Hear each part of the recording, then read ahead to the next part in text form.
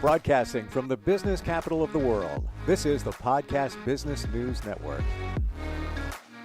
Love every time we get a chance to talk to this gentleman because he provides so much insight into us and also couples. And he does specialize in couples therapy. And we're going to look at couples who are secure, couples who are insecure, and so much more. John Gerson, who is a clinical psychologist, is with us. John, welcome back. How are you doing today? Thank you, Steve. I'm fine. Good to be back. Good to be back. Yeah. So I thought I would talk about, go ahead. Were you going to say? No, I'm sorry. I said it's good to have him back here. Good to be back. Yeah. So I thought I would talk about what makes for secure relationships and what makes for insecure relationships. And we know that establishing a secure base or having a sense that your partner is your secure base is of paramount importance for the development of security, I'm saying the same thing, of good couple relational functioning. And when that doesn't happen, we get symptoms, we get anxiety, we get acting out. So let me talk a little bit about, and I think I mentioned earlier before we started, that I'll be talking to some extent about points made by a famous marital researcher named John Gottman. So I don't want to present these ideas as entirely mine, but Gottman talks about what he regards as the four horsemen of the apocalypse. These are warning signs of a relationship going south in a way. Hmm. And he says they are criticism, contempt, stonewalling, and defensiveness. And, you know, if you have a relationship in which people are defensive, and let's see if I can give an example of that, someone saying, well, you know, you always and you never do this, you always do that and you never do that. That goes to character, you know, doesn't it? I'm attacking that person's character. He or she is attacking mine. And the way to deal with that, and the antidote to dealing with defensiveness, is to be gentle and to take some responsibility. Say, oh yeah, you're right. I do that, and I'm sorry. So that's a way to deal with defensiveness. Go ahead. Yeah. In doing that, you have to truly feel that you are sorry and not that you're just pacifying them and shutting them down. Right, right. Yeah, you got to take into your heart what's going on in the other person's heart and truly identify, truly try to relate. Now, I don't want this to be a passive aggressive reply to that, but if somebody says, you always do this and you never do that, is it reasonable to say, you know, I do sometimes do that, but a lot of times it's based on this. So maybe it's the behavior of the other person, maybe it's a situation, or don't even go there. Well, sometimes it's real, right? To say, well, you really don't do this all the time, and I wish you would. So you're saying there's some reality to it. Yeah, there usually is reality to it. I think how the message is conveyed is key. You know, if it's conveyed with anger, with contempt, then you have a situation on your hands that's all about fighting. Mm. And as long as I mention contempt, I'll say that Gottman regards contempt as the chief predictor of divorce. Hmm. And you know, contempt goes to attacking character. So the way to deal with contempt is to begin to appreciate the other person, to admire the other person, to say, I really like what you're saying right now. That is to change the culture of the marriage from one in which there's this hostility and lack of, you know, interpersonal appreciation to one in which the appreciation is a foundation for how this couple gets along. I really like what you're doing. I really appreciate it. You look good today. I love what you said the other night. Stuff like that is a good antidote to contempt. You find a Other lot of col times, John, that couples just get stuck in the same mode of communication when it maybe is not going the right way and forget to do those things. Forget to throw that appreciation out there. And now it turns into negatives. Well, you always do this, or you're not even doing that.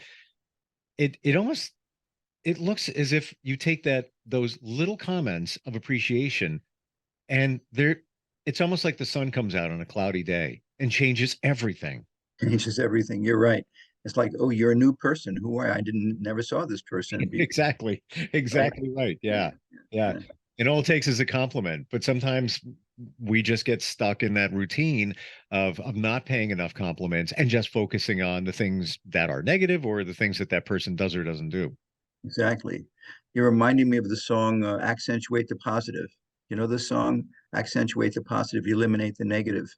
Don't mess with Mr. In Between. So if Mm, we can do that, accentuate the positive, and create a loving feeling and shared values with your partner. And so it's just to say, we're pulling on the same stick, and that's a good thing. It's going to be good for us. It's going to be good for our children.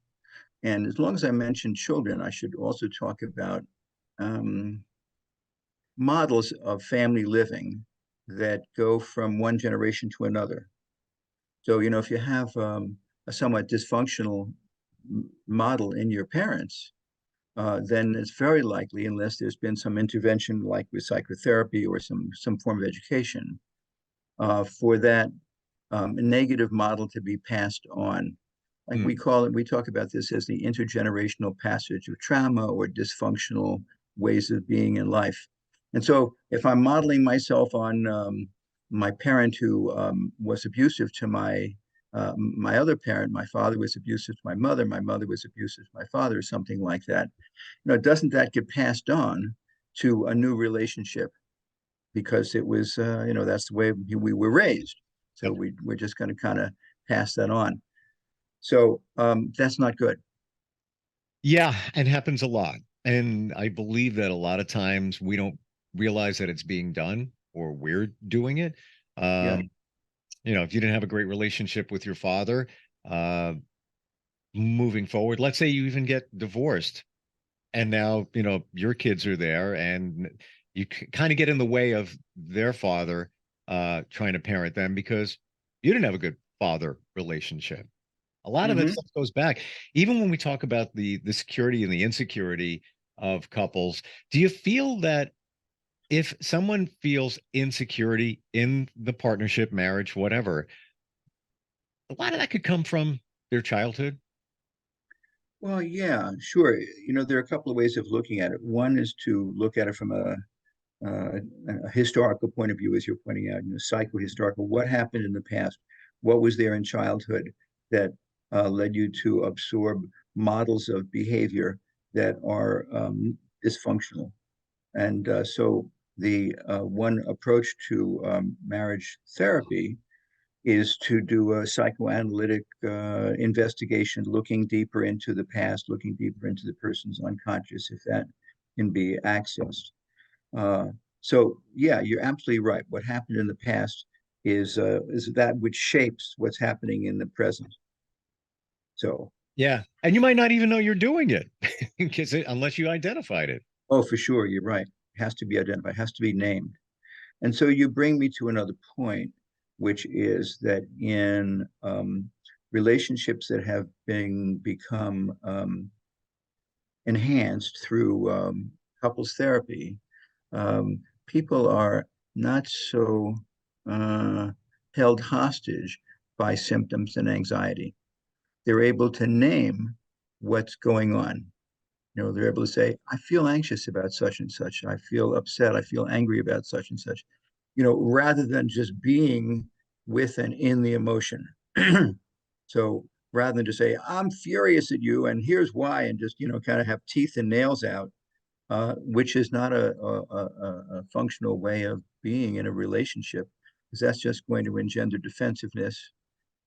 So if people can begin to think about how they're going to respond, to think about their anxiety, think about their depression, and name what's going on again, um, I think that's a very positive move toward, um, again, better functioning. Somebody It's so told me important. recently, John, when those things come up, whatever it might be, call it a trigger or a feeling of anxiety, potentially from your childhood, your past, that you should address it and literally talk to it. Why am I feeling this way? what is this feeling that I have? Literally make a relationship with that emotion. Let's say it's anxiety. Does that sound reasonable, or is that just kind of out No, there? I think that's great, Steve. I think that's great. Have a conversation with your anxiety, with your depression, to make it a third person in a way. Yeah. Yeah, that's terrific because then you're really distancing yourself from the problem enough to be looking at it intellectually. Right. And you might realize something from a different view of it now that you're having a relationship with it. Because many of us just don't, we remain silent. It just stays in our head and we think about it and we Yeah, think. yeah, yeah, yeah, yeah, yeah, yeah. How about some of the other things that you found there in terms of relationships? Well, a very important one comes from the a theorist Murray Bowen, who is a psychiatrist who talked a lot about the value of what he called differentiation. And he believes, and I subscribe to this thinking, that what's ideal is differentiation of self, that is to become truly one's own separate person, and to be able to have a high sense, a high degree of joining with the other, joining with the other. So a high degree of intimacy and a high degree of autonomy are really important. So autonomy means differentiation. I'm my own person. I'm in the present. I can examine myself, and I can talk about myself in a way that's full of reason. And on the other hand, not on the other hand, but that same person in a relationship should be able to create real intimacy without getting lost. Hmm. Without getting merged into the other person, but to maintain one's own self while in the context of intimacy. Do you find that a lot that happens for a lot of couples that they get so close that one of the members of the couple, maybe both of them, find that they've lost themselves? Yeah, yeah, I think that happens, and it can um, spiral.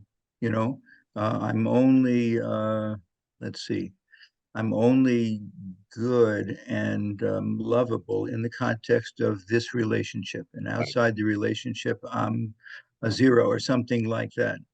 Yep. Yeah, yeah, It's like that's your value. My value is, hypothetically here, I'm a father, I'm a husband, I have, my family, white picket fence, two dogs and all of that. But that's not just who you are. But a lot of times we put that there that, that is who we are.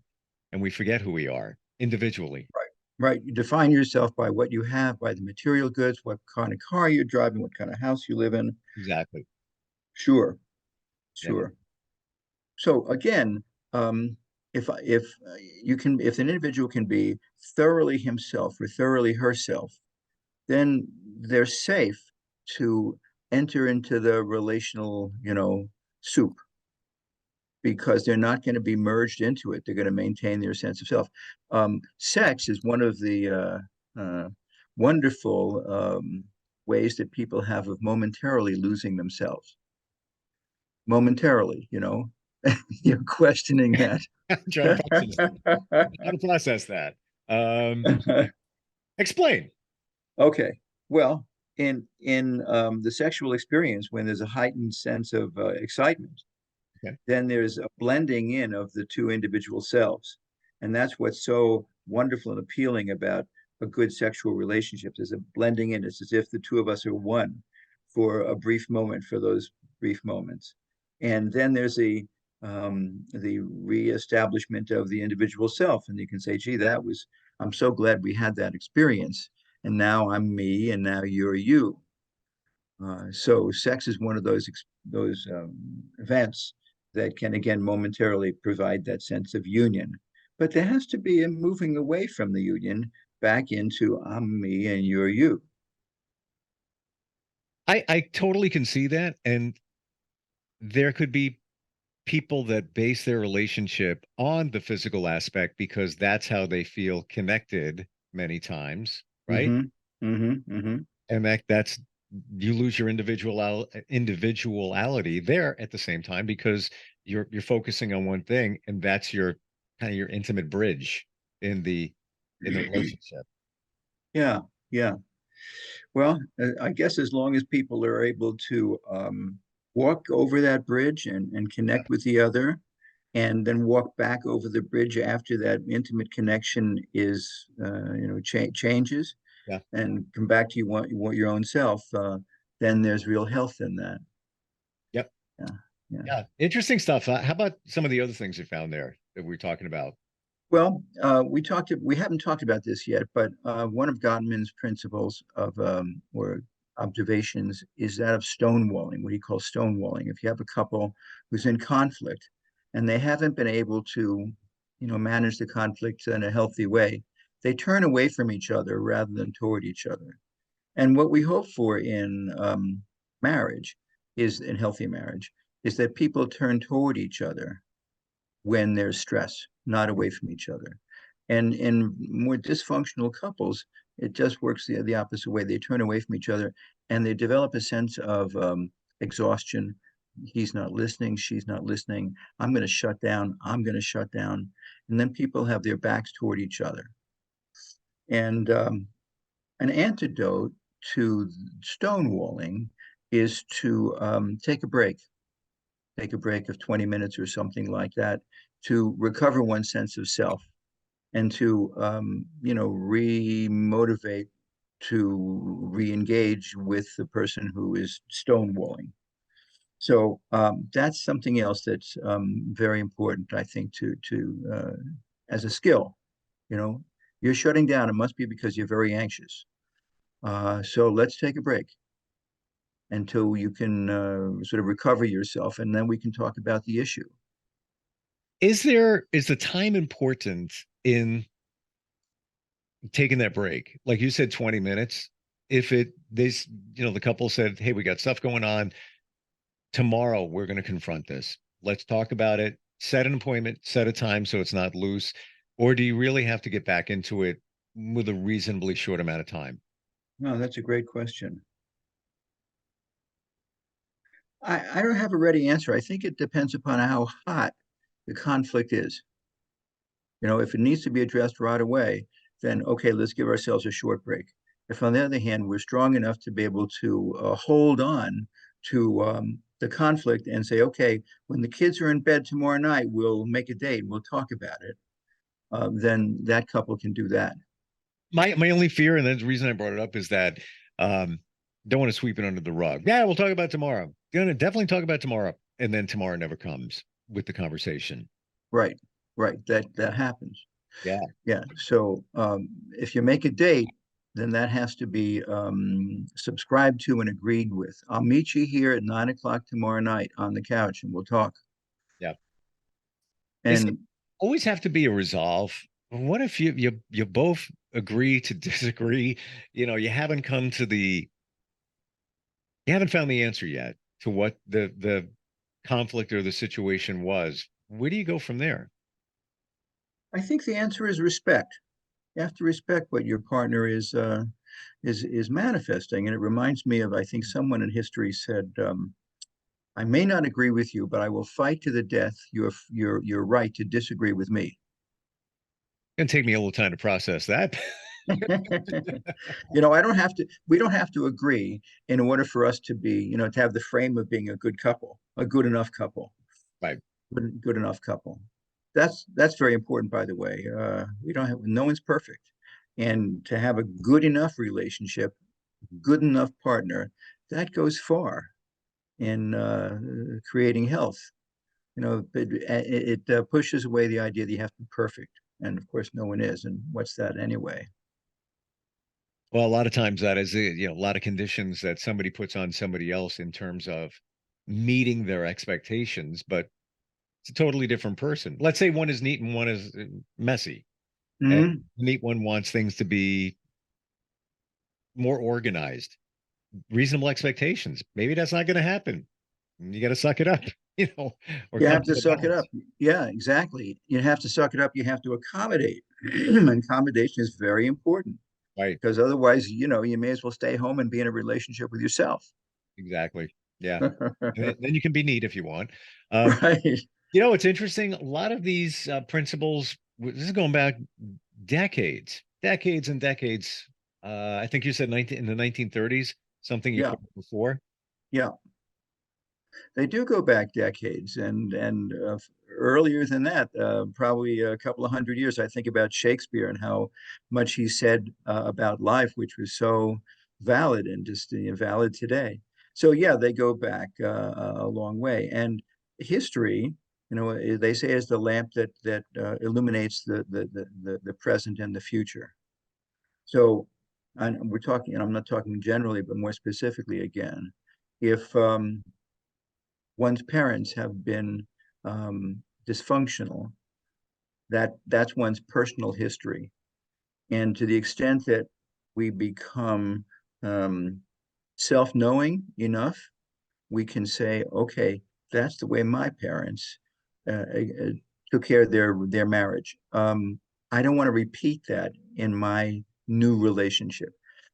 So I'm going to work on staying conscious so as to not do that. On the other hand, if I'm not smart enough or um, not just smart, but psychologically evolved enough, then I won't do that. I'll just repeat the bad patterns of behavior and recreate what I had, what I lived through as a child. I feel a lot of us can look back to our childhood. And again, it's not that we didn't love our parents. They did the best they could with what they had. What did they have? It's a generational thing. What they were taught Yeah, for yeah, that. And right. maybe we can't figure out what to take away from that. And I believe that's where somebody should talk to you, where they can make that connection to, oh, my parents were like this, and what kind of parent am I now? And maybe I'm repeating some of the same patterns, but I'm not even aware of all of them right now. Right. Yeah. So someone like me should help to bring that awareness to the forefront Yeah. so that what happened in the past doesn't get repeated or doesn't have to be repeated in the present. Do you find, John, when you talk with somebody initially, that you kind of get their past, their history, just you just normally do it, just to have a more of a baseline for what's going on now? Well, yeah, I think that's important to get a history. I tend to not ask paper and pencil questions because I think that information will evolve as the discussion continues or I or agree. unfolds. Yeah. Yeah. How many times, somebody's gone to a practitioner and you get a questionnaire, tell us about your parents. And you get it's Right. totally different doing this. Well, my parents got divorced as opposed to you asking the questions and maybe revealing some things that the Mm-hmm. person you're Mm-hmm. talking to didn't even realize. Mm-hmm. Mm-hmm. Mm-hmm. Right. Right. Where does the communication typically break down with couples? Where do you think it is? I mean, broad question here, but where does it usually start? Is it respect? Yeah, I think that's key.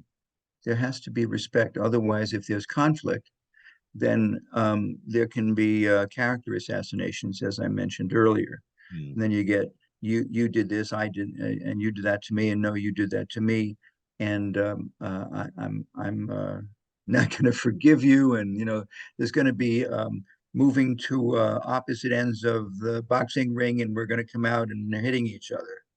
And of course, that's not a respectful way to live in a relationship. That's a relationship of antagonists. So obviously, you don't want that. And again, when there's defensiveness, an antidote to that is to take responsibility for uh, what the other person is complaining about. Yeah, you're right. I do that. And I'd like to apologize. I'd like to acknowledge that. And then, you hope for a loving response on the other person's part. Gee, I'm so glad you said that. That makes me feel good. I can trust you for, next time we get into some dust up, I'll trust you more because of this attitude of yours.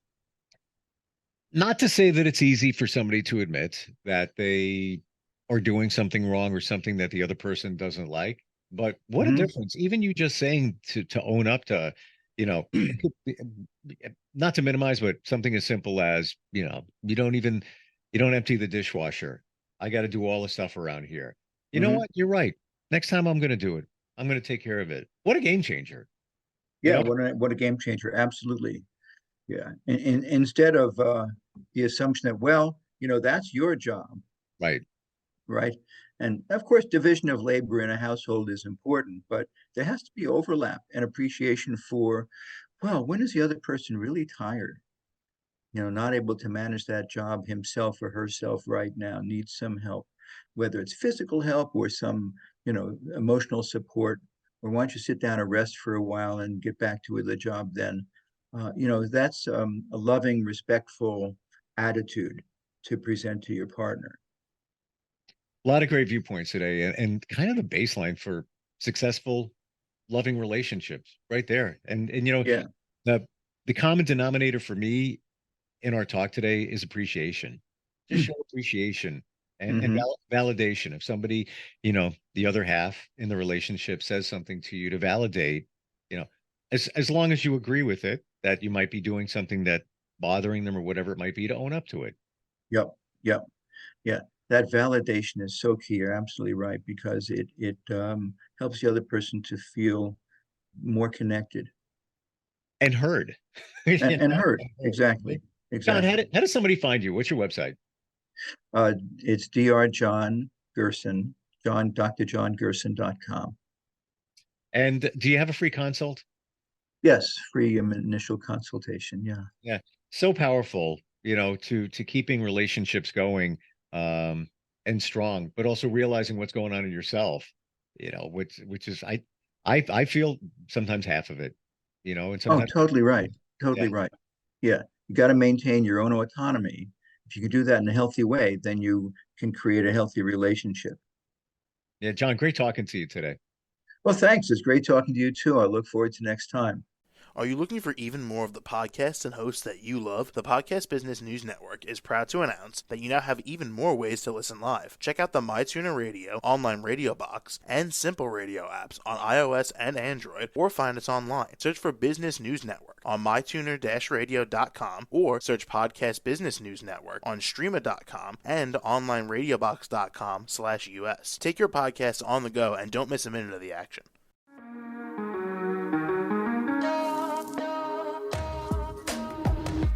Broadcasting from the business capital of the world, this is the Podcast Business News Network. For nearly 2,000 severely injured veterans, everyday life has become filled with barriers. Day-to-day simple tasks can become pretty daunting. I have to carry my chair up 2 flights of steps or have somebody do it for me. What scares me the most is just the falling. When I'm struggling with my house, I think, to have that one great barrier just knocked down, it's crucial. Home for Our Troops is a wonderful nonprofit that builds a Mortgage-free, fully adaptive, handicap-accessible house. And there's no catch. It'll be our very first home that we've ever owned. This is a game changer. This is where your life begins again. We need you to join us in completing this important mission. Please visit hfotusa.org and help build homes and rebuild lives. Because of you, everything's going to be okay.